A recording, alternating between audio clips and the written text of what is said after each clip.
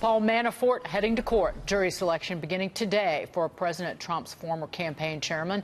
If convicted, he could face decades in prison on bank and tax fraud charges. This is the first case arising from special counsel Robert Mueller's Russia probe. Joining us now, former federal prosecutor Andrew McCarthy. Andy, how will this even trial have an impact on the course of Mueller's investigation? You know, it really won't have any. The more you think about it, the less I think it will. The thought up till now has been, and it's probably still true, that Mueller is trying to squeeze Manafort to see if he's got anything on Trump in connection with collusion. But if you think about it, Mueller has had Richard Gates as a witness for months. Mm-hmm. Gates was Manafort's partner through all of the shenanigans that he's on trial for, right? You have to think, and plus Gates came into Trump's campaign with Manafort. So it'd be hard to believe that there's something that Manafort has about the campaign and any connection with Russia that Gates doesn't already have and was not already in a position to give to Mueller. So, you know, I think they went down this road with Manafort.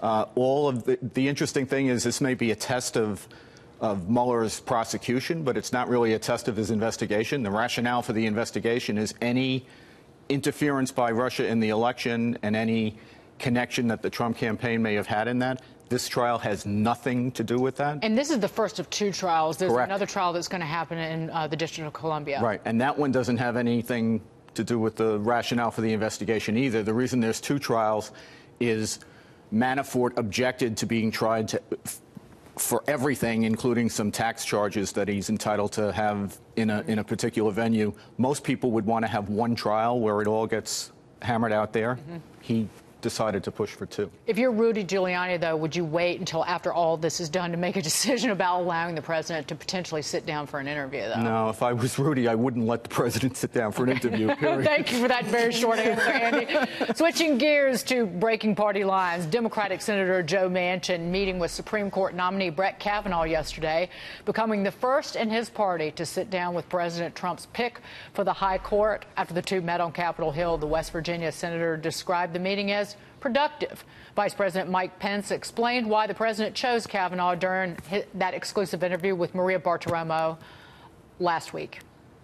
For the President of the United States, in this deliberation, he was looking for a judge with extraordinary credentials and intellect, but also a judge who would strictly interpret the Constitution as written and not legislate from the bench. Judge Brett Kavanaugh has that judicial philosophy. He has a proven record. That's what the president made this nomination about. That's the message we'll carry to Republicans and Democrats in the Senate. And we remain confident that before the fall is out, that Judge Brett Kavanaugh will be Justice Brett Kavanaugh.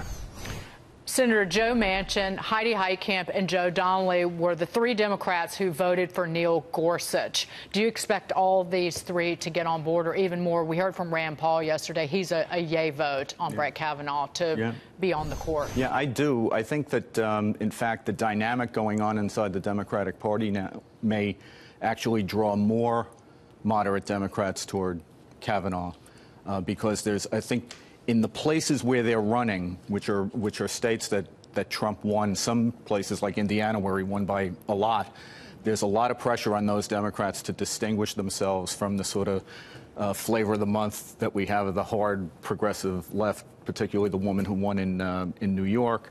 And I think that's going to push those people to show that they're more reasonable and ready to work with the other side. 10 Democratic senators up for re-election in Trump states come November. And again, if you vote against Brett Kavanaugh, you do appear as if you're taking orders from Chuck Schumer. Yeah, well, the problem they have is Kavanaugh is an excellent judge. If it wasn't for the infusion of politics in this, if it was just his craftsmanship, his ability as a lawyer, and his reputation in his life, this would be a no-brainer. It should be 100-0 confirmation. Andrew McCarthy, great to see you. Thanks. Andy, be well. Come back soon. Thank you. You're around now, so we see you all all the around. time. Love it.